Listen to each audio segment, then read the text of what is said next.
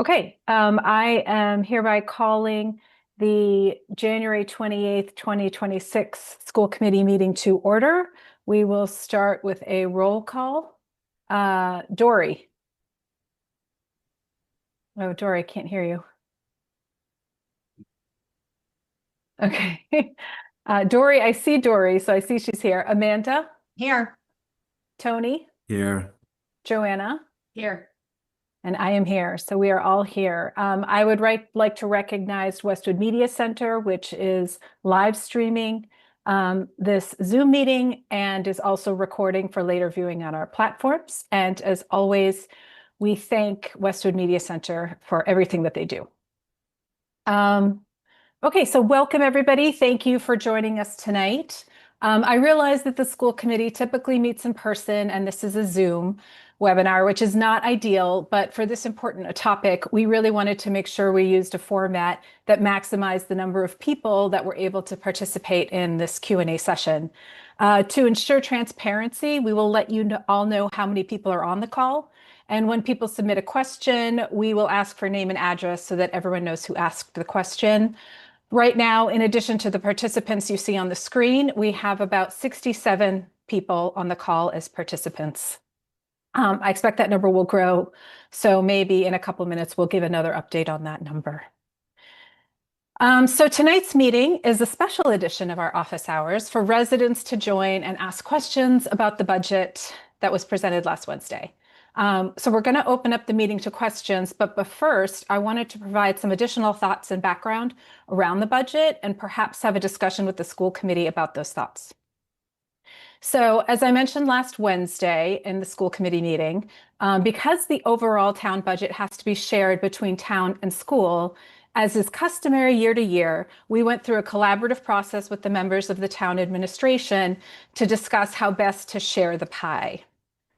The process involved multiple meetings over the course of the past few months and a shared acknowledgement that this was a particularly tough economic climate and that both town and school would feel the impact of these rough fiscal conditions on their respective budgets. During those budget meetings, the school shared specifics with the town regarding its budget strategy. And the town provided its general thoughts regarding its own assumptions, estimates, and budget direction.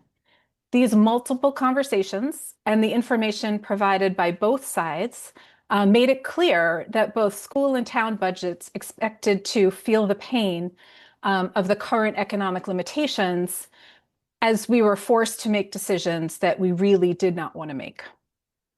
At the conclusion of those discussions, we, the school, felt that we had a cooperative solution that aligned each of our budgets with the realities of the economic conditions. The school then presented this budget to the school committee and the public last Wednesday. This past Monday, the select board likewise made a budget presentation to the public. And what we realized after the presentation is that the assumptions and directions that the town provided to the school during budget discussions were not reflected in the budget that the town presented on Monday. In fact, several of the budget proposals presented on Monday contradicted information that had been shared with the school. I can imagine that perhaps along the way, the town's assumptions and estimates improved, right? Freeing up more funds, providing more flexibility than originally stated to us.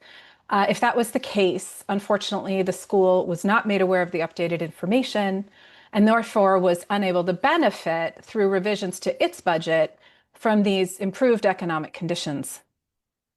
Regardless, the effect of this is that the negative impacts of these tough economic times, in my opinion, now inequitably burden the school's budget. So with this background in mind, I wanted to open it up to discussion amongst the five of us to get your thoughts on our current budget and where we go from here. After we have that discussion, we'll open it up then to questions from the community. So with that, I'm going to turn it over to this group for discussion.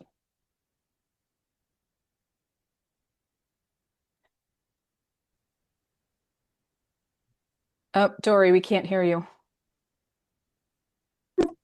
Like I'm logged on to two devices and you can. All right, now we can hear you. Sorry, technical challenges over here. Thanks, Maya, for providing that summary. Really appreciate it. I wondered if at a certain point you're going to share what you believe the contradictions were for clarity for folks. Sure. Um, as I said, we went into the discussions and the town provided some estimates and what they believed was the sort of overall deficit that both school and town were trying to make up. And we were all working from those estimates. And in connection with that, in trying to close the gap in the deficit, in sort of the amount that was the gap between what everybody wanted and the funds that were actually coming in, and trying to close that gap, we presented certain if cuts and efficiencies. And we understood that the town would similarly make certain cuts and efficiencies to the tune, I think the town side, it was going to be about 400,000 inefficiencies that they were going to find, and we were going to assume an additional 150 in state aid. So about 550,000 in cuts, or however they wanted to do it. I didn't see in the budget that was presented the reductions that we were told we didn't see materialized, and in fact we saw additional personnel added, and this seemed to be the result of revised estimates that came in after we had concluded our budget discussions and after the school had presented its number. And it was honestly, I don't really know what happened, right? I don't know how we went from a deficit of 550 or approximately, right? We didn't get the underlying data, so I'm sort of relying on the numbers as presented, but I don't know how we went from this big deficit that we, the town had plans to close, to not having to implement those, and I think by their own presentation, finding additional funds and additional revenue. And I think what I'm just surprised at is that when those estimates changed and when the additional revenue came in, that was not shared with us. And so that's where I think I have a transparency issue. I just feel as though we made a really, really difficult decisions, in this budget based on a certain set of assumptions and estimates. And I don't think those estimates carried through when the town made theirs. And so that's my point. That's where I am struggling to understand sort of what happened. Is that clear? Yeah. I mean, I know, Maya, you shared your notes with us from the budget steering meetings. Thank you. And it seemed pretty clear, based on those notes, that the town was planning to cut 6 positions and not add any new positions. And after listening to the select board meeting on Monday, that's clearly not the case. And, I just find it completely outrageous that at a time when we're talking about cutting teachers, the town is actually adding personnel. That just doesn't feel right. It doesn't feel like it kind of jives with what our community values. I think it's also worth noting that this past spring, the school committee, we took a lot of heat for the timing of our communication related to the capital needs of the district, because people felt like it was too close to the vote for FS1. That combined with the lack of transparency in this whole budget steering process, really, from my perspective, makes this feel like it's could be labeled as like political retribution. That feels really lousy. And I feel like our kids and our hardworking educators deserve so much better. Frankly, I think our entire community deserves better.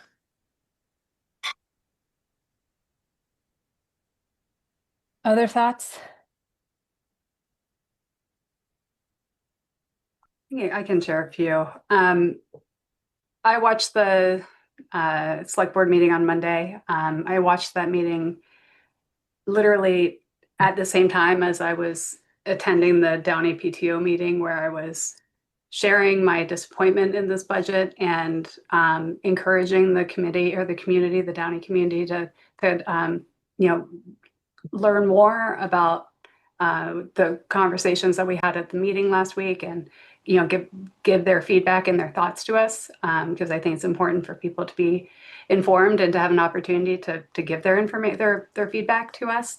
And at the same time, as I was literally on 2 Zooms, the Downey Zoom, and I had the select board Zoom up, but there was money around the pension, there was money around payroll tax, all of these different kind of pockets of money that was able to be used to close some of these gaps. And when I'm thinking about the fact that we are, you know, we presented a pretty challenging and pretty difficult budget last week where we're cutting classroom teachers, I had a hard time containing my frustration at the lack of transparency, knowing that you and Tim worked so hard to put together a budget that was, you know, as difficult as it was. And I was coming to terms with the fact that we might be having to cut classroom teachers. I was also hearing a very different story from the select board. And that was incredibly disappointing, because I know you two worked so hard to carefully craft a budget and make sense of the number of the reality that we were facing. And then to listen to the presentation, I understand that the numbers might not have been final in the conversations that you and Tim were having with the leadership from town. But I would expect, given the all of the talk around this is one pot of money, we need to be collaborative, we need to come together as a town, that there wouldn't be more transparency of, oh my gosh, we got these, you know, pension numbers in, and it's, you know, $332,000 less, and we found this payroll tax based on current numbers, and there's savings there. How can we work together to divvy up those savings equally, knowing that we were going to be cutting classroom teachers? It doesn't sit well with me, and I'm frustrated. I'm upset. Yeah, So and those I are would some of my just say it's, you know, I appreciate that. And I think it's hard for me because it's hard for us because, you know, we don't see the town side of the ledger, right? So we're sort of just going on what they're telling us. And it just seems that when we concluded our discussions, there was this material gap that the town had a solution to close. But then it didn't seem like they had to close that gap. And in fact, there just seemed to be more. And it's honestly, to me, and I think I even said this in the budget steering meetings, it's the lack of transparency that's really bothering me. And I feel like we worked really hard on a budget and made some really, really hard choices based on numbers that I don't know what happened to them. I don't know. And I don't know. I just don't.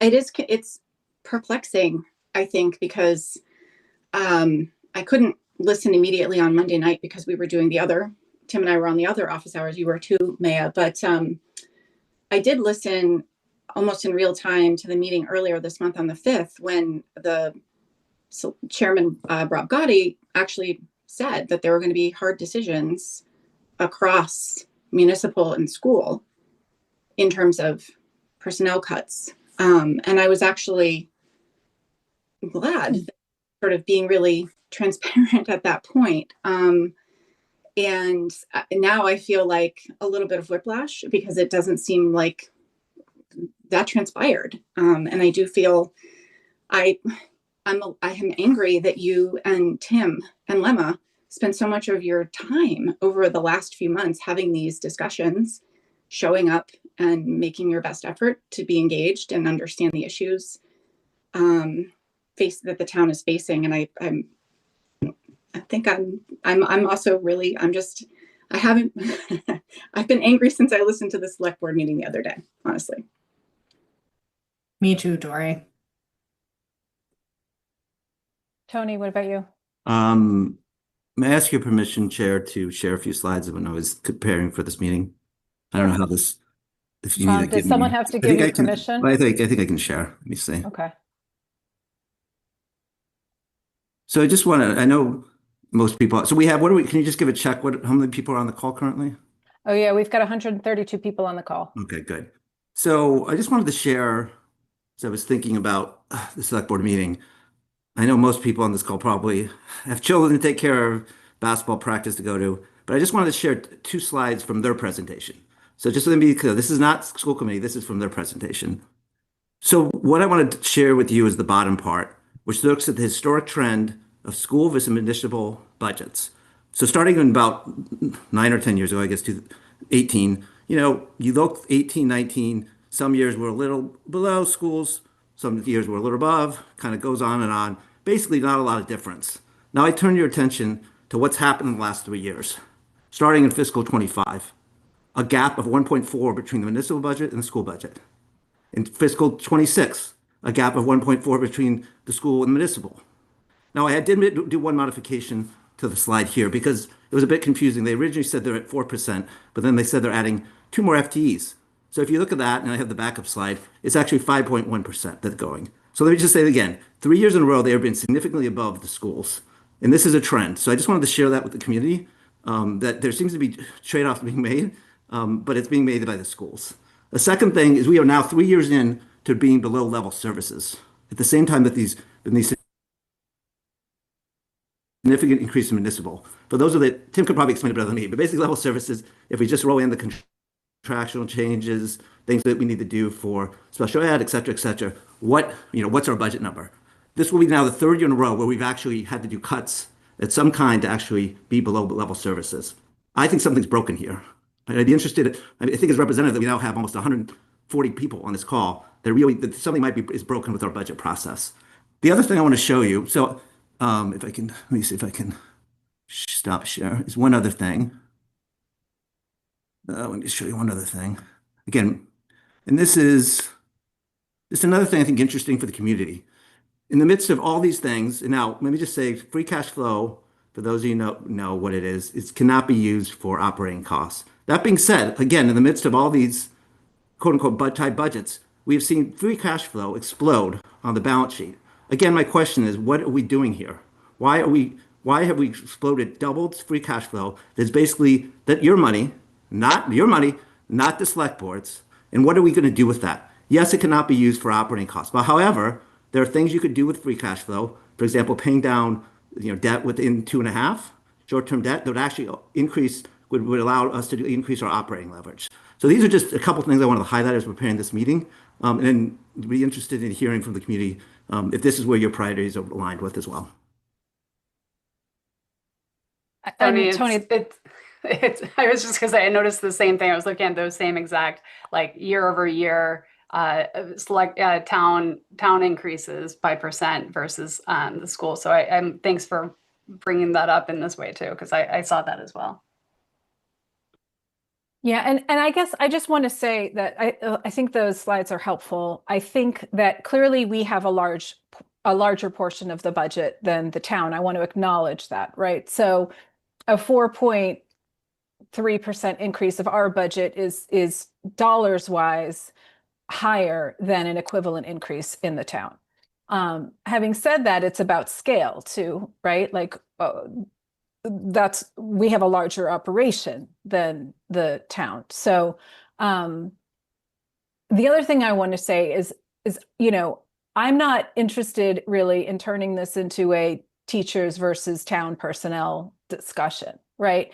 That is not what we're here to do. I think we need both. I feel, however, that, Tony, to your point, this budget process is flawed and there isn't transparency. And, we made really hard decisions based in a good faith effort to try and make sure that this town could provide a balanced budget to its residents at town meeting.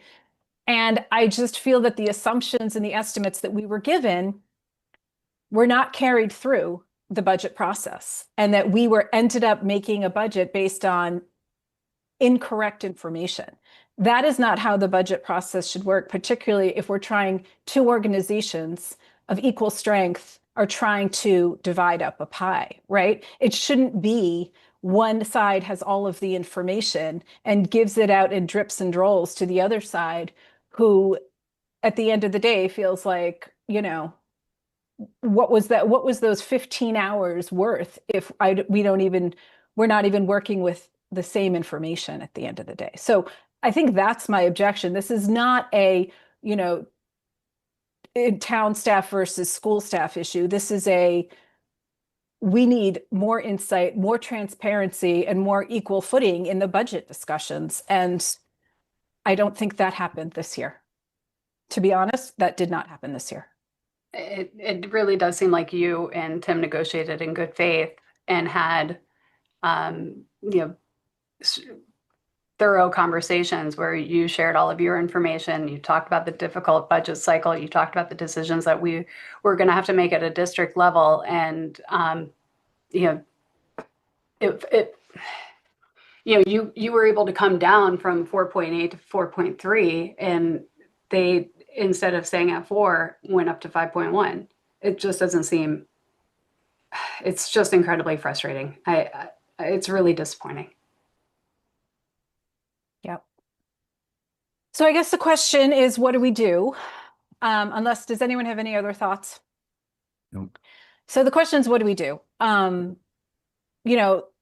district presented a budget to us, very carefully crafted budget, contained things that no one, particularly district administrators, wanted to put in there. It seems, based on the select board's presentation, that there now are additional funds that have been found since we created that budget. If we're talking about, a 550 deficit, and then some state aid as well coming in, and some additional funds from other places, again, I don't have the backup, so I don't really know the numbers, but I think that we should revisit our budget, and I would like to share in that savings and maybe ask the district to go back and say, we would like to increase our budget by 300,000. And what does that look like? What would it look like if we had an additional 300,000? How much would that, what would our percentage go to? And what would that do in terms of what we've already reviewed? That's what I would like to see. I don't know about others. Yeah, I think that's a good starting point. But we've now had, we've had 2 years previously below level services. We've kind of squeezed out a lot of cost already. And now we're really feeling the pain. I'd also like to see an alternative. What's level services look like? If we just, no increase above level services, what would it take just to keep what we've been offering? Maybe that's 2 alternatives, somewhere, 300,000, and then, I don't know, level services is probably double that ballpark. But that's what the scenarios I'd like to see, at least. Yep.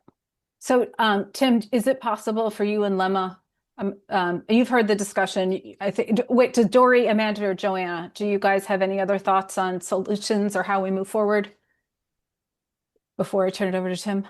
I support what Tony is saying, this idea of, we've gone several years off, with a budget that's below level services. What does a level service budget look like? I think that's a starting place, and that's where we start. That's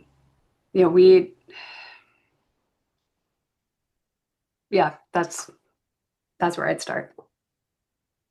No, I agree. I'd like to see both kind of scenarios. And then maybe a longer term goal is like, we can't be here again. It's not fair to families, to parents, to educators. There are a number of amazing educators in our district who right now think they're losing their job. So I think longer term as a community, we need to figure out how, to make sure that we're not in this position again. We need to demand full transparency and a much better system. Certainly between the boards, 100%. Yep. Absolutely. I think that if we are building a budget together, then we actually need to build the budget together. Agreed. I mean, that's why it's called budget steering, right? Right. So, absolutely. No, I agree. I don't have any other additions, but I do agree with what was proposed. If I can just say one more thing. I mean, I I remember I'm the youngest person on this committee, and when I first ran, there was a lot of talk about like, you know, town versus district and some animosity there, or seemingly like mistrust, and you know, really goes back before me and maybe before others on the committee. And you know, I remember meeting with each of the select board members and wanting to establish transparency and trust and collaboration, and let's come at this together. And what can we do to, you know, build capital revenues together? What can we do to be transparent as we can and work together and not have this mistrust or you know, challenges between the two boards? And to be where we are right now is exceptionally disappointing. Yeah, I feel like it just doesn't represent the culture of our town. It just doesn't. And I think that's Yeah. what's And it's surprise. It's like, it's not how we have run the boards, right? Like I feel like and you guys, we've all had strong relationships, and I'm really hoping that continues. We have a new town administrator coming in. You know, I don't want him to walk into a hot mess of boards fighting, but at the same time, I really do think that, you know, we are school committee members. We have to advocate for the schools.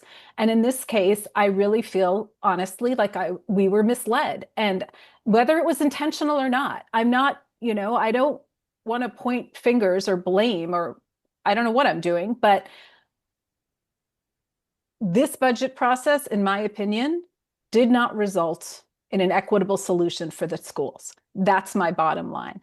And we need to fix that. And I know all of us are willing to work hard to fix it, but we need to fix it. So Tim, I don't know if you have thoughts on, you know, particularly what we've talked about in terms of going forward. Yeah, so I excuse me, I have a whole lot of thoughts, but I'll limit them to some degree. I mean, I want to first acknowledge and echo the committee's. I think the only word that comes to mind immediately right now is frustration, although I'm sure I could certainly think of some stronger words with the situation that we are in right now. I want to acknowledge that schools are not, you know, they're not factories filled with widgets. They're filled with real people and real children. And our staffing levels have to adjust during the course of any year because the needs of kids evolve in any year. That while our budget is set, what we set for our budget in February, we have to constantly monitor it and evolve it as the year goes through, as the needs of kids change. And we do that every single year. Amanda, I want to particularly acknowledge the comment that you made a second ago about the impact on staff. We have had heartbreaking conversations with staff in this building, staff in our buildings, over the last week and a half with a budget that we presented that we don't feel, you know, my job is to be the chief advocate for kids in the district. And we don't feel that what we presented did that, but we did it knowing that there was a shared level of understanding and shared level of pain that we had to have in the community. And so wholeheartedly, I will, you know, work with my team to put forth different recommendations aligned with what you've outlined here this evening. We have a limited amount of time. I want to acknowledge that. Like, we have our public budget hearing next Thursday. You may not have all the documentation you may typically have in that regard, but we will certainly work to identify. I'm hearing two scenarios: one scenario of a $300,000 increase, another scenario of what level services would look like. And so we'll put both of those together as rapidly as we can and get that information to you and be ready to present that next week. Thanks. Tim, for people who are listening that don't know what level service is in, could you just like give like a quick definition? Yeah, so the easiest definition is basically we take the staff like our actual staff we have right now, and we assume that everybody is coming back, and we move forward their contractual and salary obligations, and then we take those things that are essentially non-negotiable expenses. So increases in bus contract transportation, known special education tuitions, and associated transportation costs. You know, those things that are built-in escalators of which we do not have discretion over that spending. That's what level services is. Anything else beyond that, that's the machinations of developing the budget. Thank you. So it's almost as if, you know, you carry over exactly the same staff from last year as it is to this year, without any additions, but without any reductions. Without any additions that aren't required, I should say.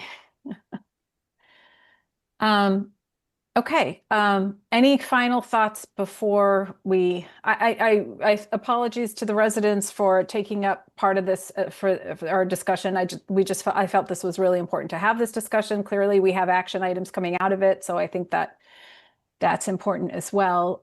Any final thoughts before we move into the question and answer? No, it's just on that. I mean, there's some in the Q&A and then just a question. Are we going to let people in visually? Are we going to let them in audio? Yeah. So the Okay. way I think it's easiest to manage this and the least amount of confusion is for everyone to put their questions into the Q&A as a Q&A. We ask that in the intro, you put your name and your address so we know who it's from, and then your comment or your question. I think what we'll do is we're going to read each question verbatim, one at a time, and then we will respond one at a time. If it's a comment, we'll read the comment, and clearly we might not respond because it's just a comment, but we will read every single question exactly as written. So again, we're just asking for you to put your name and your street address, and we'll go from there. I think we have some questions in the question right now, and just to give an update, there's 156 people on this call at the moment, and not including the people you see on the screen. So Tim, do you want me to read the questions or you're on mute? Sorry about that. I'm happy to either read the questions or you can. I'm fine either way. I'm guessing Okay. most of the questions based upon our conversation are probably for the committee, so it may make more sense for me to read them. But Okay. certainly if I'm the right person to answer, then I can certainly do that. All right, why Um, don't you go ahead? So there's actually it's the same person with I think two related questions. So I'll read both in consecutively here. So Katie Willett, 91 Pheasant Hill Street. With your previous presentations around the projected growth in elementary enrollment, why would we eliminate any staff or teaching positions at our elementary schools? And why don't we adjust our proposed budget if the town has adjusted theirs as well? And I want to acknowledge that those questions came in, I think, prior to the conversation Yeah. that we just had. Yeah. But I'll leave that. Um, Yeah. So I think the answer to the first question, why would we eliminate any staff or teaching positions? Because we had to, right? Given the financial limitations that were in front of us at the time. And as you just heard, Katie, we are going to go back and ask Tim to review the budget to adjust it upwards. So I don't know, Yeah. Tim, do you want to expand a little bit on the answer to the first question? You're probably better posed to answer that than I am. In terms of why would we consider positions in the elementary schools? Yeah, I mean, we have not yet seen the growth. It's projected to come in the next few years. So in an ideal world, we actually would have been adding one position this year's budget to eliminate all of the class size considerations. We were reducing three because of the financial constraints that we were under. Essentially, the guiding principle in budget development is that we did not want to eliminate access to educational programming for students. We didn't want to cut programs. We didn't want to cut electives.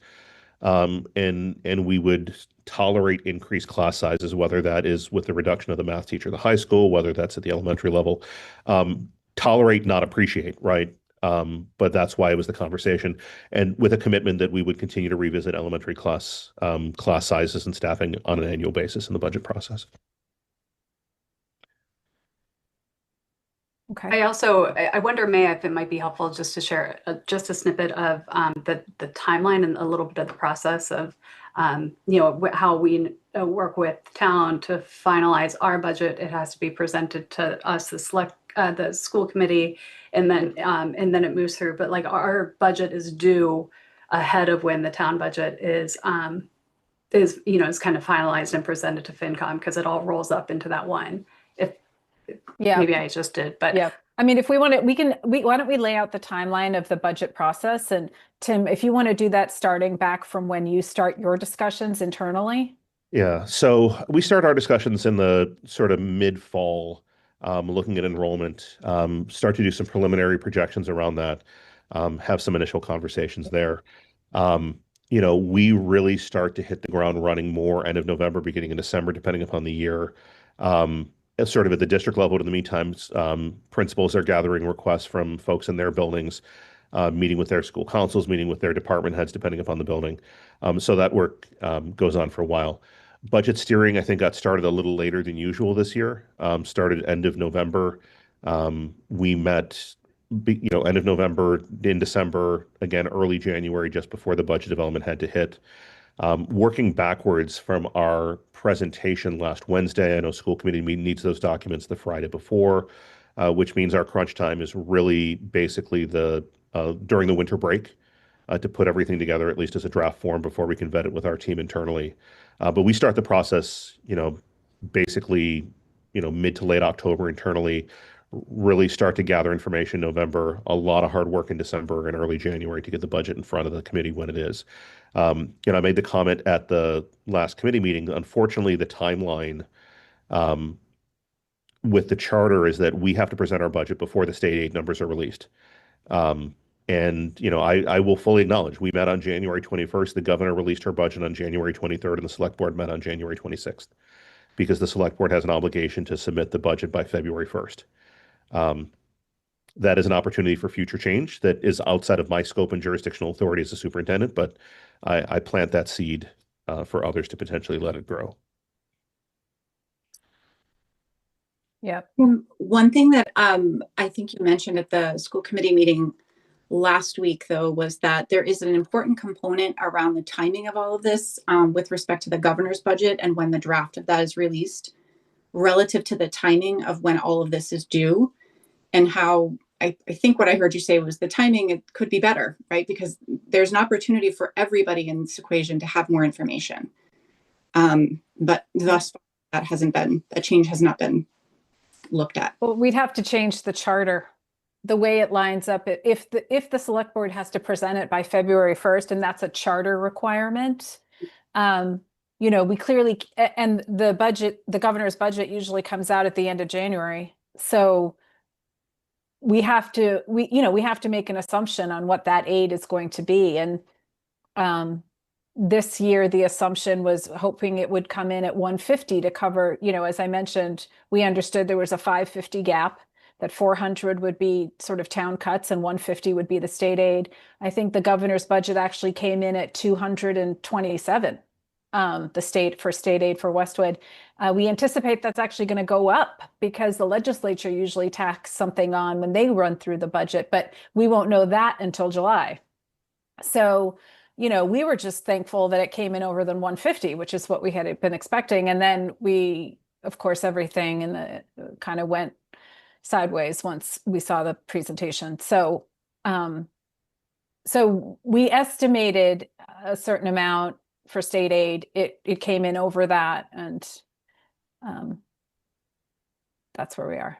And I think it's worth noting for people that are listening, the charter that we keep mentioning is the town charter. That's outside the Westwood, of, right? It's the Westwood it's outside charter. of the school committee and our kind of Right. purview. It's how the town operates. Right, and I think to change it would require a vote at town meeting. It doesn't mean it can't be done. I was going to say, it's not impossible. It's certainly No. something we could, Right. We could work So- to make happen. Right. If it's a component that would help all parties, I think it's worthwhile. I just wanted to mention that seemed to be a part of the process that was a constant barrier. Yeah, it might help one of the parties. Yeah. I noticed people are writing into the chat. A few people have done that. If you've written a question in the chat, if you can move it over to the Q&A, that's really where we're going to be looking. So we just have them all in one place. That would just be easier. So if you've written something in the chat, just cut and paste it into the Q&A, and don't forget your name and address. So I'm just going to acknowledge the next question I have here is from Patricia. Patricia, before I ask your question, can you please share your address with us just so we can have that to the record? So we'll come back to that once you enter your address. So the next question is from Steph Feingold, 5 Whippoorwill Drive. Can you provide specifics around what positions were cut to town personnel compared to school personnel? We don't have that information, Steph. That would be, clearly the cuts weren't made, so I'm not even sure the town would be willing to talk to that. These were discussions that we had at a very high level with the town, and that we understood that to get to that 400, to close that 400 deficit, there would be cuts made. I believe that the town did propose two part-time cuts in their budget, I think for a total of about 59,000. So, you know, I want to acknowledge that there were these cuts, but not to the tune of what we were told. And I'm not saying I'm advocating for cuts, right? Like, I don't want anybody to lose their job. I'm just saying this is the expectation we had going in. We expect, you know, we sort of understood that everybody was trying to work to close this gap, and the money was what it was, and the estimates were valid, and you know, that this gap was real. That's why I'm raising the idea of these of what we were told.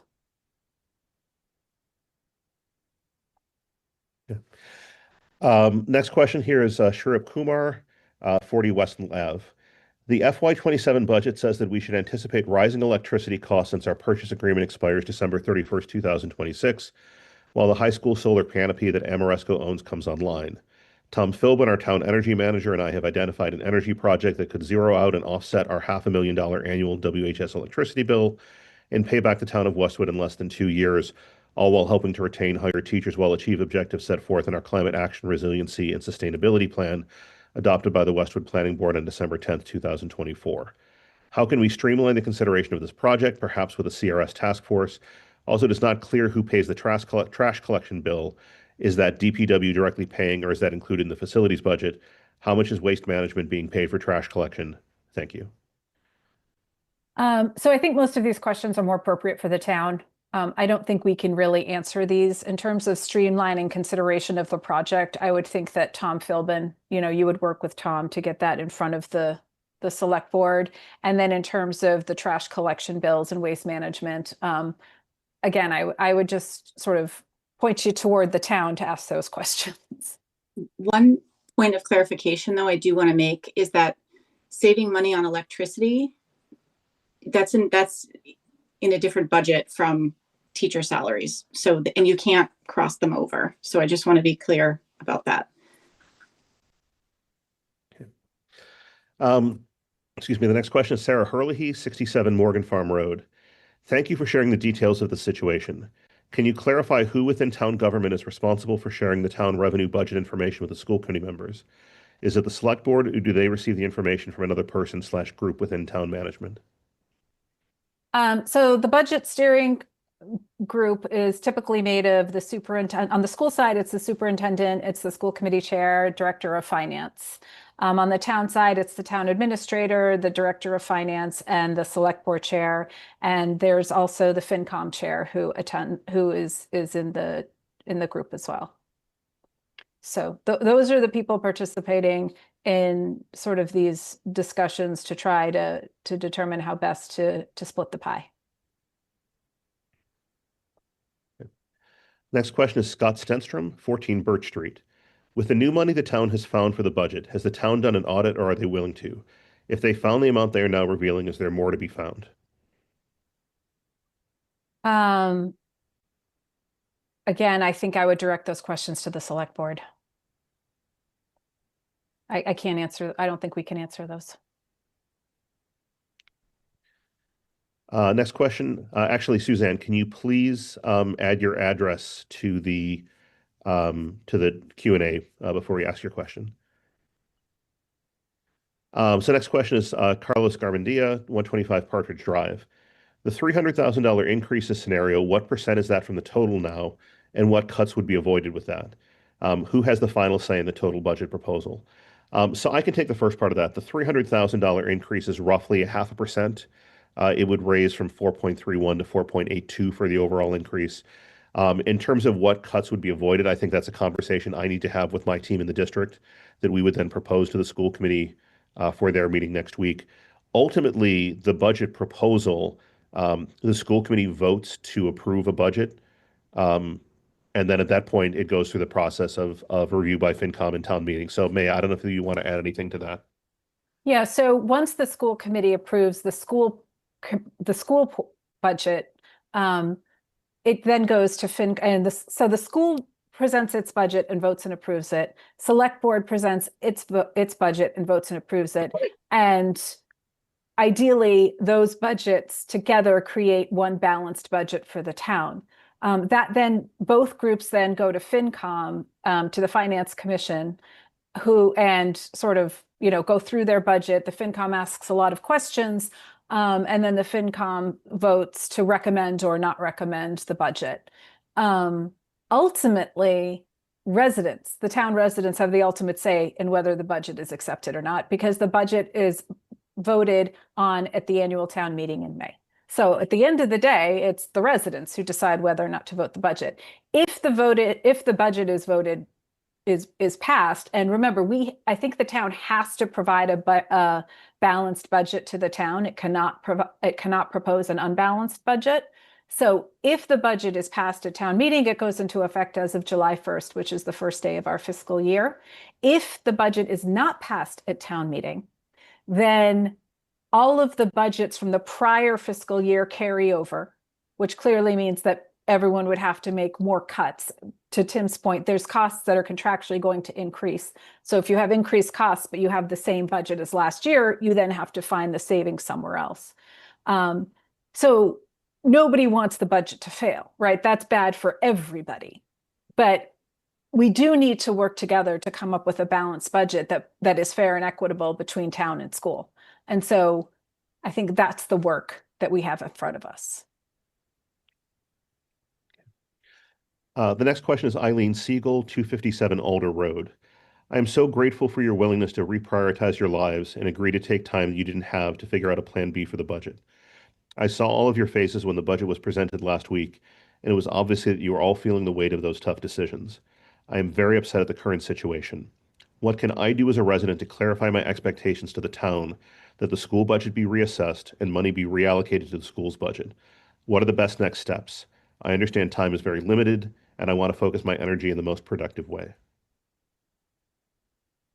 I mean, and I'd love other committee members' thoughts on this one. I think, trying to dig into the budget and talk to the select board and understand, and sort of, look at the priorities that are important to you and important to the town, and what do you think should be the priorities, and express those. But really just, understand what the budgets are, and advocate for what you feel is important in the town budget. I don't know if others have other ideas. I agree. I think the best thing to do is to, review our budget meeting from last week and review the town's budget meeting or select board's budget meeting from Monday. And, based on the information that's publicly available, that's been presented to the community, write down your questions and pose those questions, continue to engage with us as a committee, but also engage with the select board, and ask them some of these questions as well. I mean, I think that the need for transparency is real. Yeah, and we should maybe we can talk about this at the end, just like what outline some of the key next steps are: meeting, FinCom meeting, et cetera, because those are coming up quickly, and those are obviously, our meetings are usually held in public, so our next meeting is like next week, and then there's a FinCom meeting in a couple of weeks, so we can maybe outline that or communicate that via whatever email or something. Okay, the next question is Sarah Chipman, 81 Cobley Street. What is district's policy for IAs in kindergarten classes? I understand that this year's first grade class at Pine Hill is big, and as a result, the KIAs are pulled to help with first grade for part of the day. I think that is an extremely tough ask for both K teachers and students alike. With this tight budget, what is the commitment to the kindergarten teachers and students, as well as the still large projected at 24 student second grade classes? So the policy for kindergarten classes is that we have the same number of general education IAs in each building as we have kindergarten classrooms. How those IAs are deployed, sometimes they are it's really at the building discretion. So sometimes they are in the kindergarten classrooms for most or the entire day. Sometimes they are pulled to help regardless of the class size issue if there are other needs in the building. So there's not a strict sort of one-to-one assignment. With the exception that if kindergarten classrooms reach a size of 22, then there's a contractual provision that kindergarten IAs need to be assigned to each class. I understand the concern, and I know we actually recently had this question in a different school committee office hours around this point. But that is, to answer your question, that is the policy around IAs, gen ed IAs in kindergarten classrooms in the buildings. Regarding the still large projected 24 student second grade classes, I think that there is If that is maintained, that would be the second grade at Pine Hill, the fourth grade at Downey, the fifth grade at Sheehan, the first grade at MJ that was part of our initially proposed budget. The school committee policies, we look at how we can support those classes with IAs, with math specialists, with lit specialists, with other creative schedules. Again, those are decisions that really need to be made at the building level because it's the teachers and the building leadership that know students best and what they need and how staff can be deployed in the most appropriate manner. But the question of what we are doing going forward, I think based upon the committee's conversation direction this evening, we'll be presenting different scenarios next Thursday at the school committee meeting. And I'm assuming nobody else from the committee wants to chime in on that because I think there was a question more for me than for you guys. The next question is Jenna Redlander, 10 Orchard Circle. Has there been a recent audit of administrator positions and the efficiency of the existing positions in the district? The town has seemingly become top-heavy over the past 8 years. For example, there are currently 7 administrators doing the task previously effectively done by 3 administrators.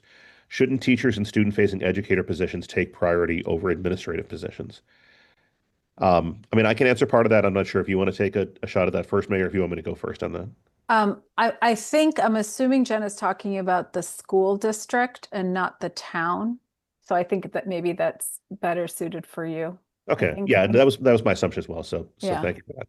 Yeah, I mean, in terms of an external audit, the thing that in the 2.5 years that I've been here, the one that we have done was the recent special education review that was just presented at last week's meeting that actually identified a need for increased administrative support in the area of special education. And this budget is proposed increase to half-time student services department head so that we could allocate a full-time person at Pine Hill to address the needs in that building. Regarding the rest of this, I mean, I want to acknowledge that the budget that was proposed did reduce a district level administrator. In terms of the question of how this is done as a whole, it's something we look at every year. And the overall intent of this budget was to protect access to student opportunities, as I talked about previously, right? It's to protect access to programs, it's protect access to basically not eliminate electives and programs in the district. But it is something we look at, but there are also different levels of regulations as they have evolved over time. I just want to acknowledge that as well too.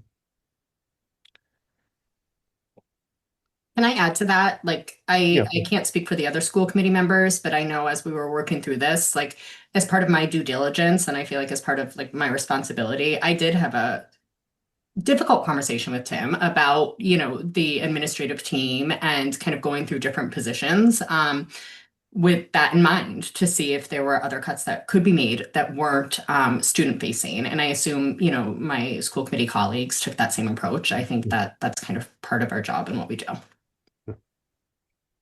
Yeah, thank you for adding that, Amanda. I mean, the other thing I would say, it's why green concept generally, but there are some you can't have 0 administrative positions.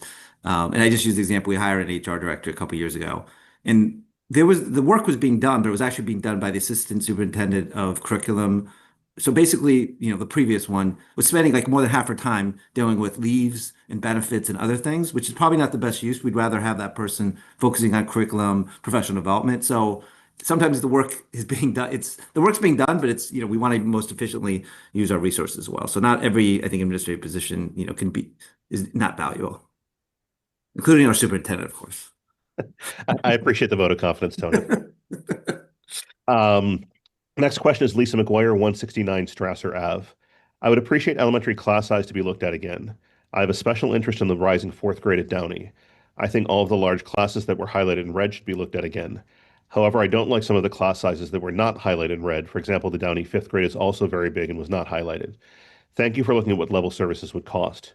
We can do better for the kids in this town, and I hope that we will do better. Good schools equals high prices for housing equals tax revenue for the town. I think the schools are what make Westwood so special. Thank you. I'll just say I appreciate the comment. I think the reason those 4 classes were in red is because those are the ones that were in excess of school committee guidelines. School committee establishes class size guidelines of 22 students in grades K through 3 and 24 students in grades 4 and 5. So the other grades that were not highlighted are within those guidelines. But I think we certainly take your point and appreciate your comment. Tim, can I actually ask a question and follow up to Lisa's question? Sure. I know we have our guidelines as school committee. My understanding is they're not the state guidelines, correct? There is a difference there. There actually are no official state guidelines around class size. Okay, thank you. Yeah. The Yeah. MSBA has its numbers, which I believe Yeah. are higher than ours. In some instances, like it's sort of apples to oranges.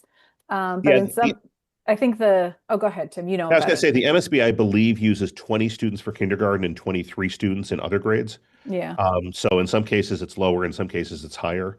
But that's really about building design and spaces. That's not it's their metric, right? So we use that Yeah. when we're talking about our facilities projects because we would love to partner with the MSB in the future. But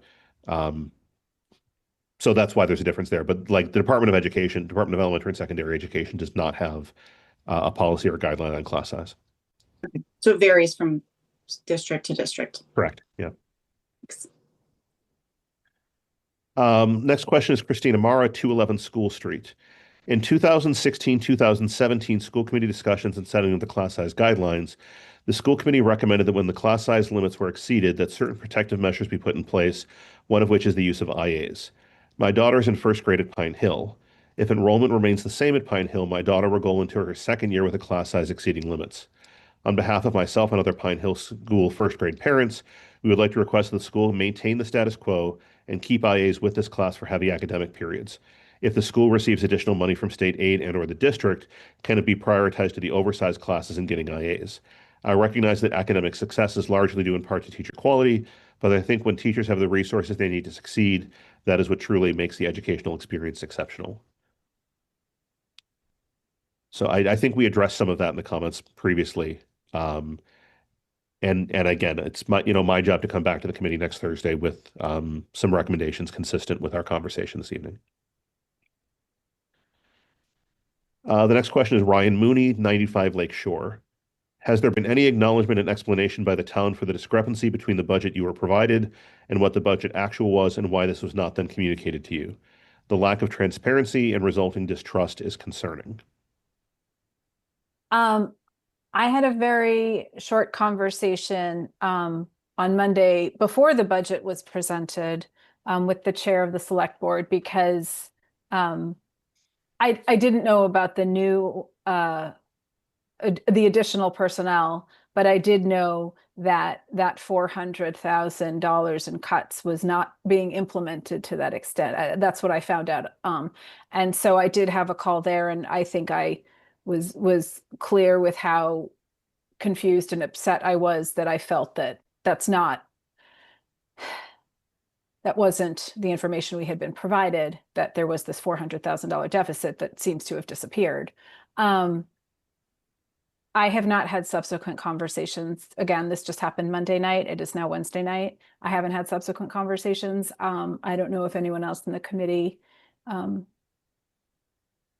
I don't know. I think we're still in information gathering mode.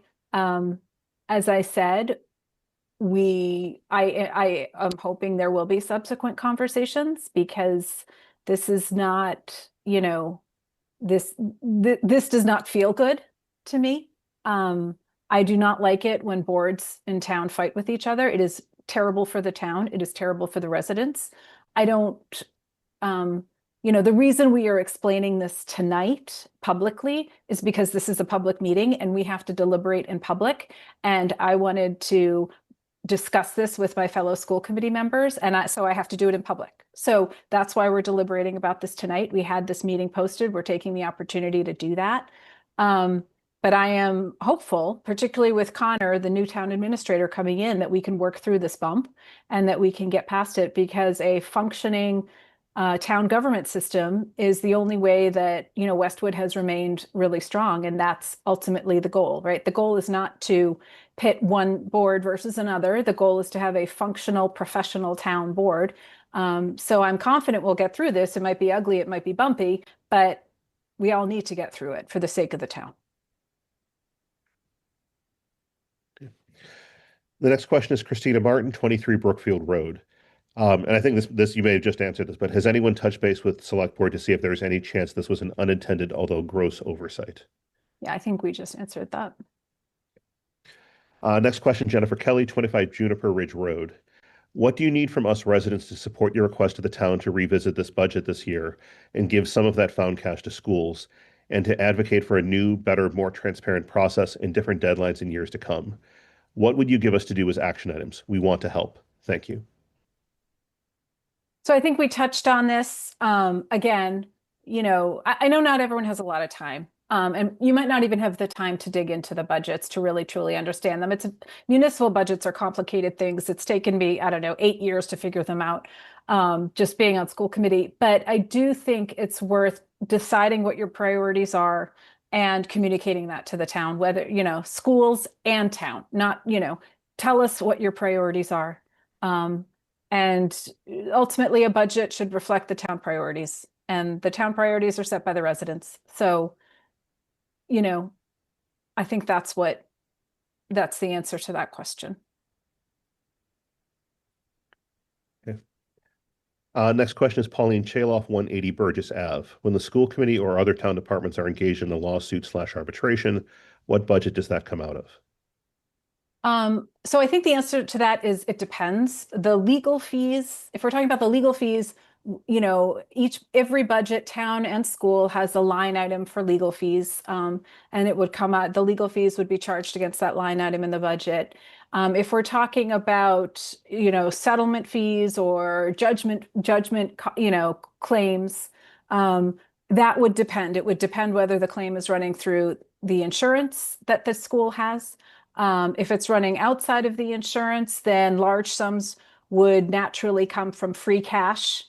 Free cash is intended for sort of unexpected large sums of money that is available. That's why it's free cash. That needs to be voted by the town. The town cannot just spend those funds. Town residents have to approve the appropriation of free cash funds at town meeting. So you'll see in the spring, there will be multiple articles requesting funds be paid from free cash. So there will be funds for capital expenses. There will be articles for, I don't know what else, vehicles, right? And those all come out of the free cash. They're one-time expenses, but they do have to be approved by the town. So the answer to that question, legal fees typically come from the legal fee budget, and a claim would come from either insurance or would have to be paid out of most likely free cash. Excuse me. Next question is from Kathy Wallace, 283 Farm Lane. I think residents deserve a clearer picture of the full town budget than what has been discussed. Tonight's meeting should be a joint meeting with the select board, or at a minimum, you should have Stephanie McManus, finance director, here to fully explain the budget. Has the school administration or school committee members talked directly with members of the select board since the 126 select board meeting? My understanding from the 126 select board meeting is that the 2 FTEs added were 2 firefighters originally requested in FY25 that were funded with ambulance fees, not with taxation. Ambulance fees can only be used for ambulance-related services. You cannot add that to the municipal budget percentage overall 4% increase as was shown on a slide. We need to get clear information to residents before further dividing the community. So there's a lot of questions there from Kathy. Why don't I take the back end, and maybe Maya, you can address the front end around getting together with Stephanie. Sure. Yeah. So the back end questions, the 4.0 versus 5.1, Kathy, I would direct you to page 31 of Stephanie McManus's deck, where it actually lays out the 5.1 as additional expenses. So again, I didn't show that slide. That's from Stephanie's deck, the select board deck. So I didn't make that number up. As far as the question about ambulances being used for only staff associated with that, money is fungible. So you could easily use that money for, 2 firefighters, and you could find money in the operating side. You could offset that. The money is completely fungible. I mean, the same thing, we get the Chapter 70 money that they can use for whatever they want. Yeah, I think, I know that the ambulance receipts was the mechanism funding set, proposed in the proposal. But ambulance receipts are a form of income, right? And you can earmark them, which is what I think they did, but you could also use those ambulance receipts to pay for existing salaries and pull that money out of, that increases your operating budget availability fund. So it's a matter of where you're putting your priorities and what you're willing to pay for it. at the end of the day, we keep saying it's all one pot of money, whether you're earmarking it from certain costs or you're not. With respect to a joint meeting with the select board, I think, we've addressed this. We said we absolutely want to work with the select board, but we really would need that to be more transparent on our side, and really understand the estimates that were coming in. So I think I've addressed that. We have to work with the select board. We have to present a balanced budget to the town. We're willing to do that. And I just want to, Go ahead. No, go ahead. I was just wanted to add that, like, regardless of whether it's ambulance receipts or anything else, it's still the community's money. It's up to the taxpayers how it's spent. And it feels a little bit disingenuous, and like we're just like picking at semantics to say that it can only be spent on, certain things. It's one pot of money, and it's up to the community and the taxpayers to prioritize how that's spent. I also just want to reiterate and support what Maya said at the beginning. This isn't about town versus district. This isn't about certain personnel versus other personnel. We're not here to say that, teachers are more important than town personnel by any means. I think it's more the spirit in the manner in which this budget was presented, where we feel as though we were misled, and that transparency and that trust has been broken. I mean, for me, I don't want to speak for the committee, but for me, it has. And so I'm not here trying to further divide the town by any means. I'm not trying to pit anyone against any. Now we have more information that was presented just 2 days ago. So we're coming together as a community or as a committee to say, okay, well, what direction do we want to give our superintendent on what next steps to take? And that conversation has to happen in open because of open meeting laws. So we're truly not trying to further divide our community. That's the last thing I want to do. Ultimately, we just want to build a budget with numbers that we are confident in, and numbers that we believe are accurate estimates of what the funds coming in are. And I think that's where I'm struggling, because that's where I'm struggling right now. The next question is Aaron Wyatt, 83 Pond Street. I think you've already answered this a couple of times, but how do you engage with the select board outside of select board meetings? I would say the same way you engage with the school committee outside of meetings. There's email addresses. You can email them. You could contact them. You could request to meet with them. That's they're residents. They're your neighbors. So I would just reach out to them as best you can. And I believe they respond just as much as we do. So I would start with emailing them and the town administrator to connect with them. The same way you do us. Next question is Samantha Dillon, 39 Whitney. Thank you for your time. What alternatives were evaluated before recommending staffing cuts that directly increase class size? As a parent of young children, I'm deeply concerned about the educational impact of larger classes, regardless of partial funding offsets. I'm also struggling to understand why families weren't engaged earlier by the town about the budget situation when we all care deeply about the quality of education in our town. I'll answer the first part, and then I'll defer on the second part of that question. So what I would say is that I'll come back to our guiding principle was not wanting to eliminate access to educational opportunities or programs for students. And so I don't think it would be appropriate for me to talk about the things that were not cut during this process, because I think that there has already been enough pain and challenge in this process that to really divulge that at this point in time, I don't think that's productive. But know that it would have resulted in cuts in programming or cuts to opportunities for students, right? I think that's that level of magnitude. The elementary classes, the overall impact is about $350,000 roughly for the 4 classes that are over class size. I think the second part, again, Maya, I'll defer to you or other members of the committee. Yeah, so the budget process, as Tim mentioned, it starts in November and it starts internally within the district. And the main role of the school, one of the primary roles of the school committee is to approve the budget, is to review and approve the budget. So the budget is presented to the school committee for the first time in public, right? And the school committee reviews it and talks to, has a discussion at that meeting.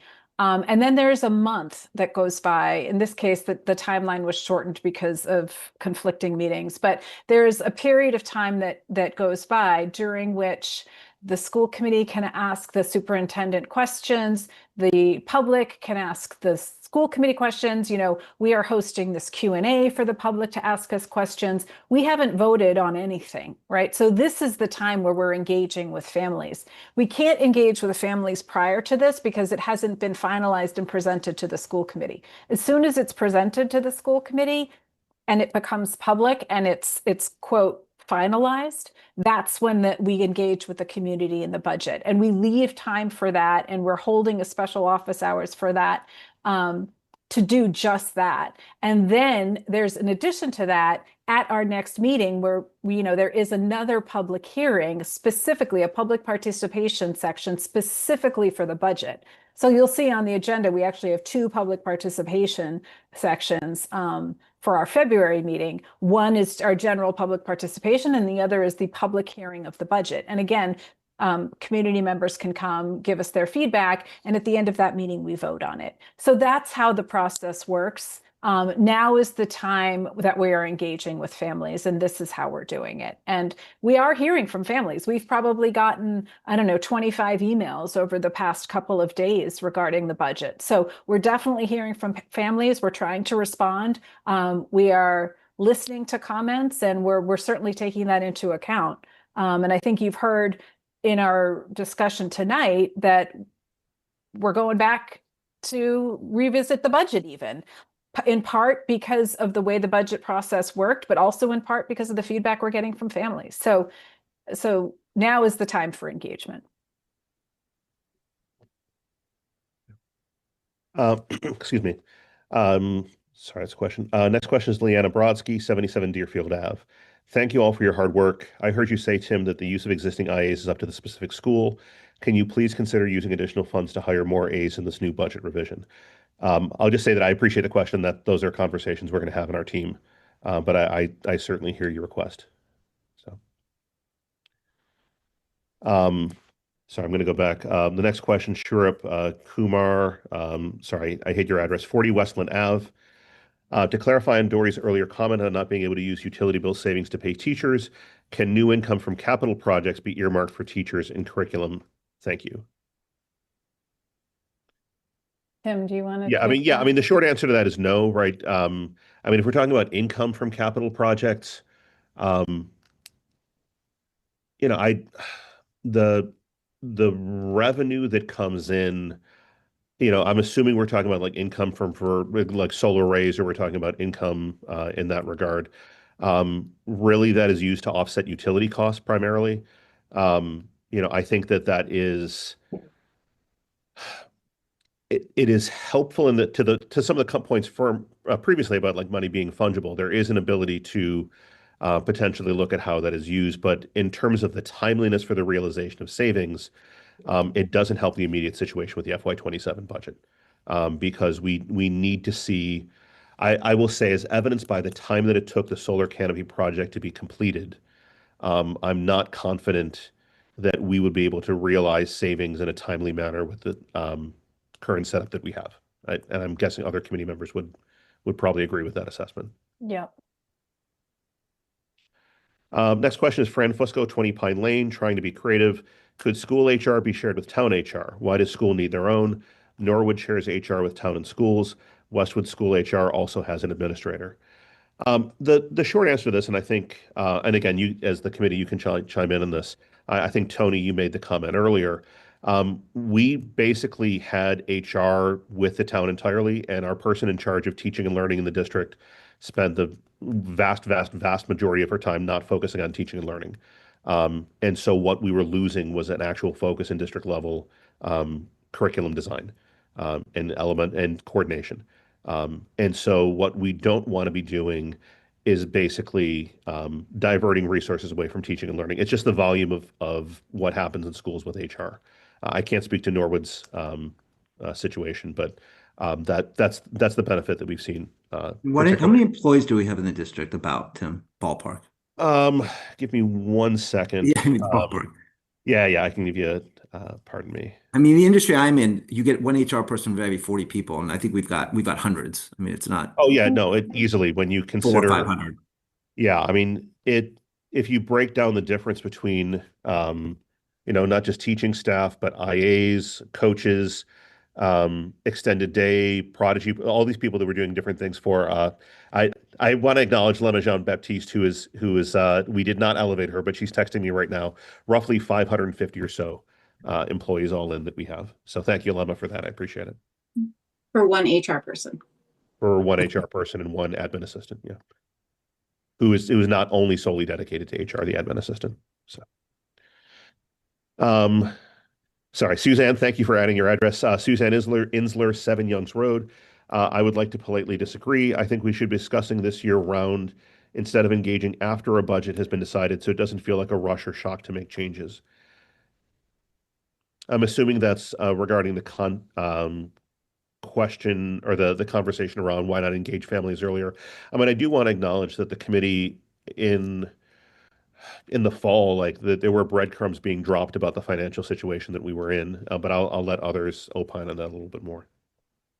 No, I think, we have been saying since September that this is going to be a tough economic year. I think practically I actually think this budget process works, timing aside and with the charter and when we have to present the budget versus the state numbers coming out. I think the budget process works. Nothing has been decided, right? We have not decided the budget. So I think it's impractical to have a completely open budget. The district administrators, the principals, the department heads, they are the subject matter experts on what should and shouldn't be in the budget. They're the ones who should be driving that discussion. And because it involves personnel, those discussions have to be private to a certain level because you're discussing people and jobs and what you want to keep, what you think you need to cut, what you don't. So those need to be private. Those need to remain within the district. And that's how the budget is built. And then, we engage with the town and, to try and understand the scope of the pie and how it's going to be divided. And that informs the budget as well. And then the budget is ultimately presented to the school committee in public. And I do think this process works. Like, I believe in it. I believe in this idea that the budget is presented to the school committee. The school committee does not vote on it. And then there's a month, and we're doing everything we can to try and make ourselves available to talk about it with families. But I don't think it's practical to have a year-long budget discussion. I think things change and you have to sort of put a pin in it at some point and say, okay, this date, these are the numbers we're looking at, and go from there. I don't know if anyone else has other thoughts about that.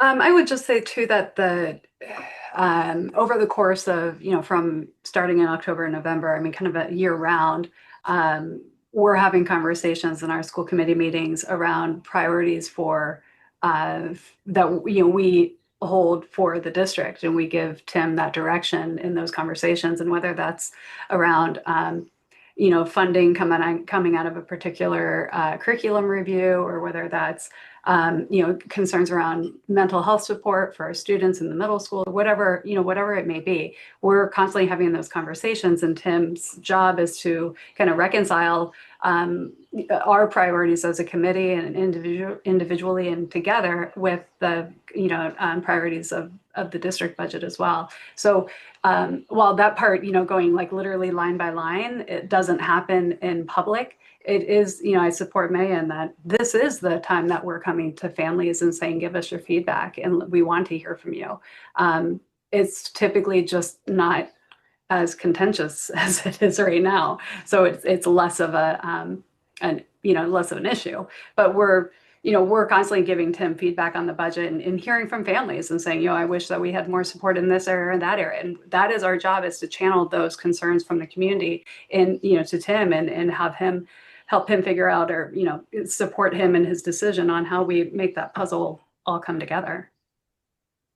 And I'd also like to add that my understanding of like this meeting, it was to be responsive to the community, knowing that this was a really challenging budget cycle. So we historically haven't always had this open office hours related specifically to the budget. We adjusted the office hour schedule and added this session to give families a chance to have like meaningful conversation with the committee, and so we could solicit their feedback. There's just one more comment from Suzanne Insler here that I think it's a comment as opposed to a question. And then I'll go back to her previous question, since we have our address. Suzanne Insler, 7 Youngs Road. I think the lack of transparency overall, both school and town, is clearly showing, and I do think it should be addressed. Her previous question, but you said all of the meetings discussing which school to choose for needing repairs or updates, that school projections are only going to increase. I think that's a comment to the previous conversation around elementary class sizes that we're not seeing, or at least why we would cut elementary teachers in this year's budget. It's not just the number of students overall, but it's their distributions across school. And what we're seeing is an increase over the next 4 to 6 years. It doesn't all come at once. And so sometimes there's a level of increase that happens, but it fits within guidelines. And sometimes there's an increase that happens that doesn't fit within guidelines. I mean, again, if we were meeting guidelines, we would be up 1 teacher in this year's budget. But given the climate that we were presented, we were down 3. And so just to address that explicitly. The last question sorry, there's another one just pops up, so it's no longer the last question. But a question in the Q&A, Elizabeth Kelly, 28 Lynn Terrace. Maya, you have said that this is a tough economic year. Can you please explain that more, especially in light of free cash at over 15 million? I understand that operations are separate from free cash, but why are operations so strained with free cash continuing to escalate?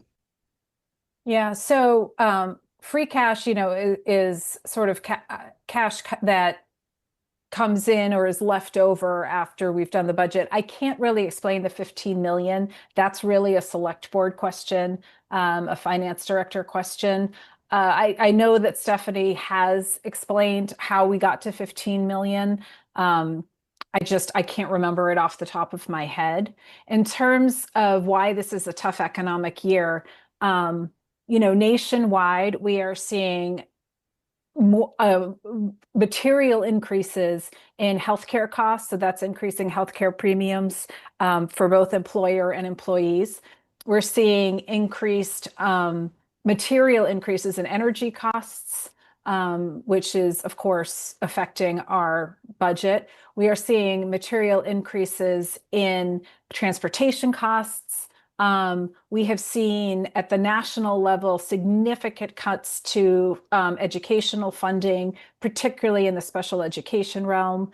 We've also seen corresponding increases to out-of-district tuitions to special education, out of placements. We are lucky, if you will, in that we send very few students out of district. For special education, we try and keep most students in district. And that actually cuts our special education costs because sending them out of district is much more expensive. We're able to service the vast majority of students in district. A lot of districts are in much worse. I think I heard of a district that needs a 10% increase in its budget, mainly because of special education costs. I think that might be around near where you live, Tim. So, this is not a Westwood problem. This is a national problem, and it's a state of, Commonwealth of Massachusetts problem. But those are sort of the main factors I can see that are affecting our budget, that are really driving our costs up this year. I don't know, Tim, if you want to add to that. Yeah, I'll just add some specifics of numbers, right? So these numbers are all in our budget narrative. That's all posted online. You can find all of that there along with our tables. So if we look at just at the area of existing personnel salaries, special education tuitions, and overall transportation. Salaries, the increase is 1.98 million to roll up existing staff is an increase. Tuitions are up $800,000, transportation's up $216,000. That's roughly $3 million for just those 3 areas. At a 4.31% increase, that's about $2.5 million. That would leave a $500,000 gap just to begin with. So to the point about level services, like that is, that's the very real financially challenging situation we find ourselves in. Leaving aside the whole question about like what we were able to do in Prop 2.5 in a community that does not have a large commercial industrial base, and without having immediate new growth on the horizon. So,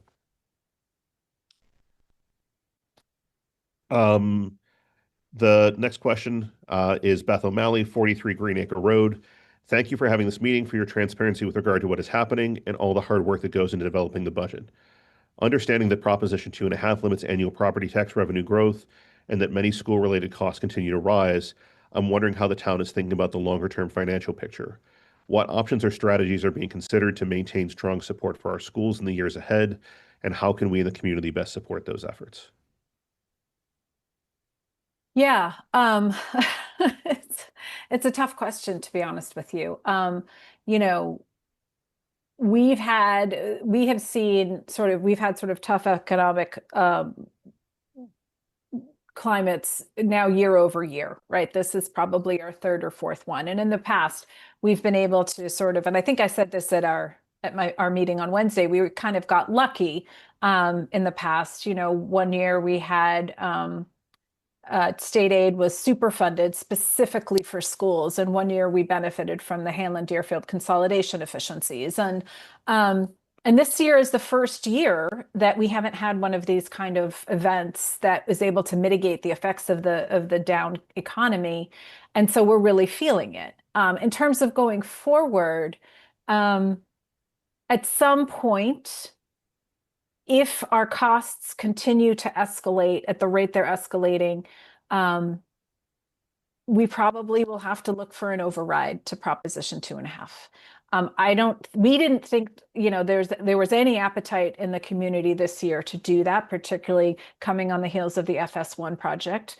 But at some point, in order to sustain the level of education that we need to provide in Westwood, that we want to provide in Westwood, we may have to consider an override. And if that does happen, that's when we would look for community support for that. And, you know, I'm hoping that we can make next year's budget work and the year after that, particularly if we, you know, improve the budget process overall. But ultimately, when towns have increasing costs out of proportion to their funds coming in, they have to have, they go for overrides. We haven't had one since, I think, 2008. Yeah, yeah, 2007, 2008, somewhere around there. Yeah, somewhere around there. So we have gotten away sort of, we've been lucky again, we've been lucky. But at some point we may have to consider it. There's a question from Katie Willett, 91 Pheasant Hill Street. Didn't we just gift the town the Deerfield? Can we take it back and sell it for school committee benefit? And I can answer that if you want, May, just having had experience with this in another community. The school committee does not have ability to sell a property. The only group that has that legal authority is the select board. So appreciate the creative question, but it's not something the school committee has jurisdictional authority to do. I don't know if anybody else wants to opine on that, but I just... How about naming rights to the different schools? Yeah. To that middle school? I think we should crowdsource funding for all of these needs. You get it, just like in higher ed, you get a professorship if you give a donation, endowed gift. I just want to acknowledge there's a Patricia Rickenzies who had put questions in earlier. We did not get your address. If you want to provide your address, we'd be happy to ask your, at least make your comments. I know committee members can see them, but just for the sake of Joanna, for people who didn't watch the last school committee, and I know people are texting me and writing questions here about what they can do. You had asked a question at the last meeting about any sort of, you know, letter writing or anything that folks could do like at a grassroots level. And Tim, I think you mentioned that the kind of group of superintendents across the state have been lobbying for more funding, and certainly it never hurts to, you know, send in letters and so forth. I'm probably not saying, I'm tired, so I'm probably not. Yeah, I think this was in regards to whatever is right now funded at, and I think it's OPET that's funded at like 75%, raising that to 90, and the petition, you know, trying to partner with the governor to try to increase that funding, because then that would, you know, equal higher receipts for us, Yeah, so we were talking about circuit breakers. So I mean, I could give a hour-long conversation about circuit breaker, but it's late in the evening, so I'll give the very brief version. Circuit breaker is the mechanism in the state by which extraordinary special education costs districts get reimbursed, generally for outside tuitions and transportation, but not exclusively. Um, Essentially, there is a threshold, and the state reimburses districts at 75% of any funds spent in excess of that threshold. It is the number one priority of the Superintendent Association's legislative platform to get that number increased to 90%. And so from like a state funding, and that is money that, unlike Chapter 70, which goes into the overall town coffers and as part of the budget, circuit breaker revenue comes directly to the school department to offset tuitions. And so, if there is an advocacy perspective, certainly, I've had conversations with Senator McMurtry, or excuse me, Representative McMurtry, Senator Rush representing us here in Westwood, around this issue. But that is that is one of a number of ways in which could be some pressures alleviated on school departments going forward. But I think, Dory, to your point, I think locally, there could be a conversation and some advocacy to get an article in front of the town to change our charter so that our budget, so that the budget timeline doesn't conflict with the governor's cherry sheet, because we've learned so much from that cherry sheet and we have more information, and maybe even the town would have more information when we're having our conversation with them. So in the interest of, if this was an unintended oversight or whatever, it's like, when we can have these budget conversations with as much information as possible from the state, from among each other, then I think that will lead to a more productive and transparent conversation. So if there is an advocacy or something that the town can do, I think that a broader discovery conversation around shifting the charter so that the budgets are due a little bit later is a worthy conversation. Yeah, I mean, I know we're wrapping up. I mean, just broadly, and the whole concept, get involved. I mean, we've got a meeting next Thursday at the Little Theater. I mean, this would be on Western Media, of course, as well, but that will be in live. The public hearing for FinCom is February 24th. Vote, go to town meetings. I mean, I know we're all busy, but typically less than 20% of the people vote, and only 3 or 4% of the population goes to town meetings. So get involved. I know we're all busy, and a lot of people on this call have young kids. So, but as much as you can get involved, advocate. And I'll acknowledge, just for the record, and I don't think I've shared this date with the committee yet because it just got finalized. The school budget presentation to FinCom will be March 10th. So I know they have hearings on both February 24th and I think March 24th. But the school budget presentation will be March 10th. So to clarify, Tim, if community members wanted to provide feedback to FinCom on the school budget or the overall budget, March 24th would be the best time for them to do that. Is that right, based on that hearing schedule? Let me make sure I have the right dates. You might have the wrong month. I think you might be. February 24th? No, there was a conflict, and so we're presenting March 10th, Tony. Oh, seems like long. Okay. Sorry, I'm just looking. I realize looking something up online is not riveting for people that are watching. So I'm trying to find their dates right now, but we'll certainly talk about it at the February 5th meeting if we're not. Yeah. And and I think letting the select board, letting FinCom know, what your thoughts are, just the way you're letting us know. Yeah. And we're listening. We are listening. So their schedule post online February 10th is listed right now as municipal overall budget and school budget presentations. The school budget presentation is pushed to March 10th. February 24th is their first public hearing.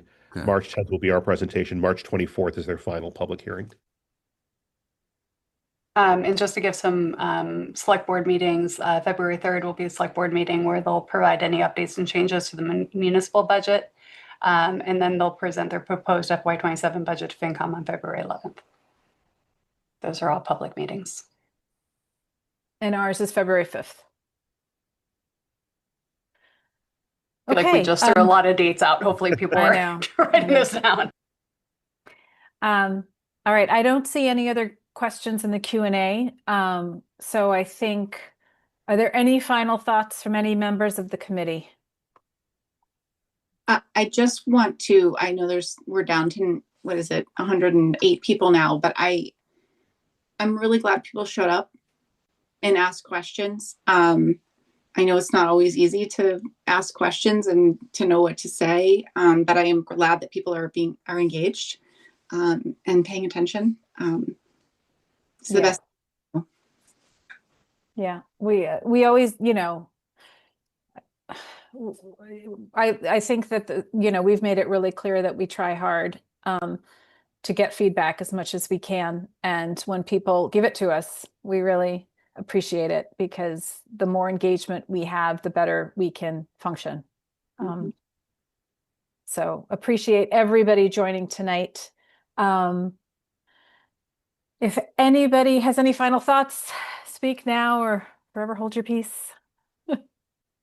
Okay. Thank you. Thanks, Maya, for your all right. leadership. Thanks, Tim. Yeah, no. Can I get a motion to adjourn? So Oh, moved. sorry, before we, I just want to thank Westwood Media Center, as always, for broadcasting, live streaming, however they do the magic that they do. So can I get a motion to adjourn? So moved. So moved. Second. Second. Roll call. Dory, Aye. Amanda, Yes. Tony, Yeah. Joanna, Yes. and I'm a yes. Unanimously, we are adjourned. Thank you, everybody, for your time. We very much appreciate it. Have a good night.